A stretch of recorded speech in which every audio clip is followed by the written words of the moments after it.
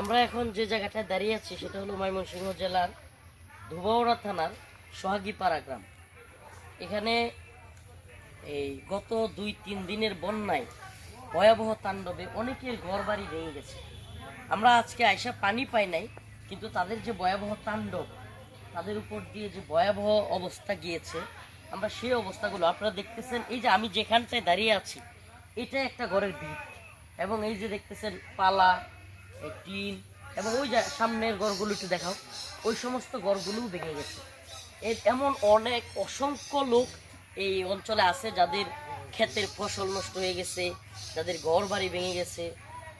ওই পর্যায়ে আসলে আমরা যেটা দেখি এই সিলেটে কিংবা নোয়াখালী, ফেনীতে যেই পরিমাণে মানুষের পাশে মানুষ দাঁড়ায়, এই সমস্ত এলাকার মানুষগুলো গরিব হওয়ার পরেও, তাদের এত ক্ষতিগ্রস্ত হওয়ার পরেও ওইভাবে আমরা মানুষকে দাঁড়াতে দেখতেছি।